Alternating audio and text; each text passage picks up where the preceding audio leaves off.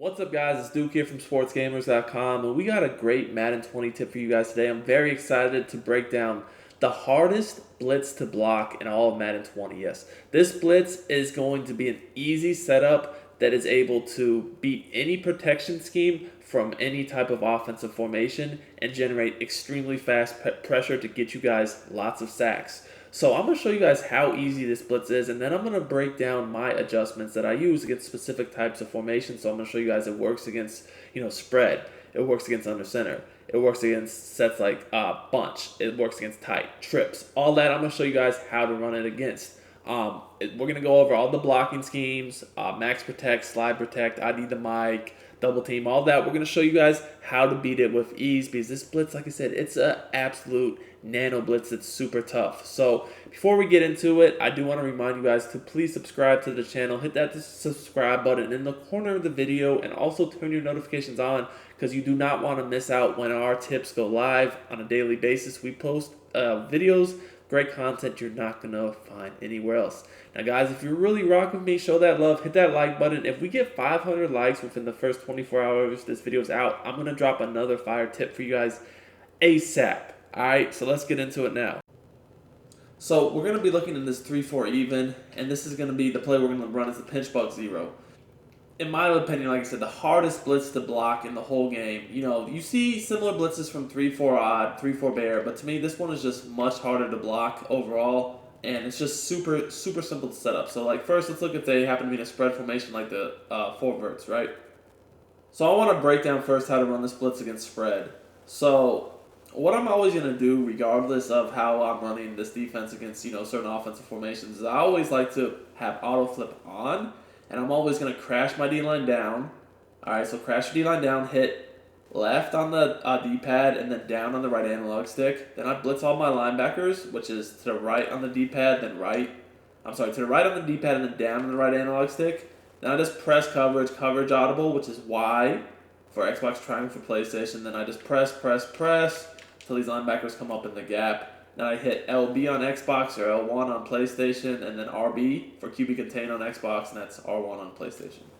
So against spread, like I said, it's kind of different because they really, spread you out. So normally I would control weak side safety, but against spread, I'm probably just going to control this linebacker over here, and I'm going to watch the running back. Like, if the running back goes out en route, I'm going to go guard him. If not, I'm kind of just going to, fake my blitz angle for half a second and drop back over the middle. Now, also, if I don't have fast DBs or good press corners, I'm probably going to shade over the top. So, to do that is coverage audible and then up on the right analog stick. Another thing a lot of people will do that's pretty good on the outside, corners, so they don't get beat deep, is to put them in outside quarter zones. You do that by hitting coverage audible twice, which for Xbox that's YY, triangle. So for PlayStation that's triangle. So once you do that, you just hit the icon of the defender you wish to select. We're gonna do X and B here, and then hit left on the right analog stick to put them in that outside quarter zone. So we'll look at spread here. So you guys can see it's going to get that pressure off that edge. That time the running back blocked, so I just kind of drop back over the middle of the field. So the great thing about this blitz is it's pretty much the same for under center and shotgun. A lot of the more better blitzes out there don't work the same, right? Against shotgun and under center. So, sometimes they do, sometimes they don't. But this one, the setup is literally the exact same. So just again, crash the D-line down. We're just gonna blitz off our linebackers and press, and then we just contain. So here, obviously, I would change up my zones. This is something I might do inside third. Some quarter zones, maybe some cloud flats. It just depends. And again, I'm gonna take the safety that's on the weak side, and here, obviously, I want to control the safety that's on the 2 tight end side because I'm not as worried about the 2 tight ends going out on routes as the 2 receivers. And then if I'm worried about the run, I'll kind of just stand in the box and just chill. But if I'm not, then I'm going to come up over the center and put myself on a blitz angle. And you're going to see that when you do this, you want your blitz angle to be kind of angled into the A-gap, not like that. So make sure it's angled into one of the A-gaps. And I'm basically just going to engage with that center for a split second. And then I'm going to just drop back into coverage over the middle. And this is going to allow me to, even if they see right there, max protect, you're going to get 2 people free. And that's actually completely unblockable. As I said, When you do what I just showed you right there, you're not going to be able to block it, guys. So you'll see I'm about to go into shotgun from various formations and show you that this is, max protect proof. As you guys can see here, we get easy pressure, and, they're just locked. There's really nowhere to go with the ball right here. It's just an easy sack. All right, so it's, like I said, completely unblockable. I want to show you guys first shotgun bunch, and you guys are going to see that even if you just do the regular max protect, obviously it's not going to work. But even if you ID the mic and slide protect like most people do, it's still not going to work. It's still not going to pick it up. So like I said, I always control the weak side safety. In this case, that would be the safety on the left, because obviously we got the bunch on the right. I don't want to worry about the bunch, so I'm going to come right back over here. And again, at this point, you can do whatever coverage adjustments you want. You can keep it man if you're comfortable in that. If you're not, you can make whatever coverage adjustments you see fit depending upon what the offense is doing. And again, you'll see right here, we're going to max pro. We're going to slide to the tight end side and then ID this blitzer over here. Normally, this would block most blitzes out there for the most part. 99% of the blitzes out there, you can block like that, right? Not this one, as you guys can see. We get that guy screaming off that edge, humming in there for the Sacco Munchies. So let's take a look at the replay real quick so you guys can see here just how good this is. So you guys can see we get this dual pressure off that edge. And, again, this is against max protect, guys. Like, they're not going to obviously be able to get the ball off when we got two people coming in like this. So this is, like I said, this is very, very good pressure. It's going to be very hard to block. It's very consistent. And again, it's just going to be super tough. So I want to look at some various other formations now, just to show you guys that it's something that you can do against not just bunch or spread, but tight trips formations. It really does not make any difference. So here again, we're going to go ahead 3-4 even. Pinch bug zeros the play.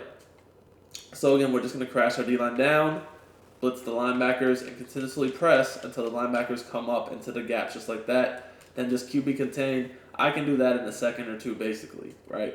So again, we're always on the weak side safety. Looking at this formation, you see the running back and tight end are opposite each other. Obviously, I don't want to be responsible for two receivers, so we're going to take this safety on the right and come up here because, we're not as worried about the tight end. I feel like if the tight end goes out on a route, I obviously can, make a play myself. Obviously I'm going to change up the coverage. And I know that I can get kind of aggressive here because, well, let's face it, I'm screaming. So I know that they're going to have problems blocking this. I just went ahead and blocked the tight end and the running back. And as you guys could see, absolute hummer. Sack.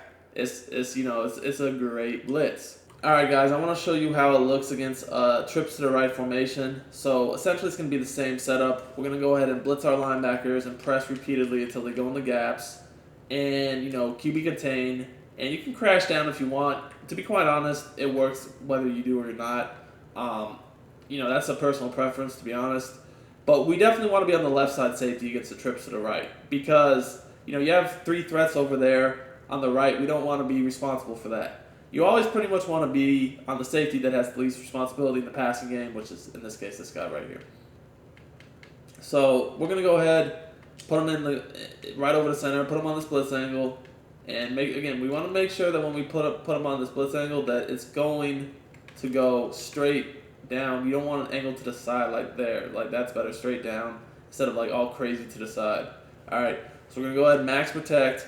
And, again, you can shade over the top if you're worried about getting beat deep. Now, the only other thing you want to look at is if they block the running back or tight end most of the time, or at least one of them, because if so, you can leave it like this, just man-to-man, free roam the middle. But if they send them both out on routes a lot, you might want to consider putting zones out there so you're not naked trying to cover two players with one defender. But anyways, you can see this blitz just screams in real fast. I just engage with the center for that split second, then I drop back over the middle of the field. And, we were able to get that. I mean, we got, two people completely free. Actually, we got three people completely. Well, hold on. We actually got 4 people free and 3 completely free. So that was kind of crazy. I'm going to be real with you. I've never seen 4 people come free. But, if 4 people want to come free, we're not complaining. we definitely got that Nano heat coming in at you.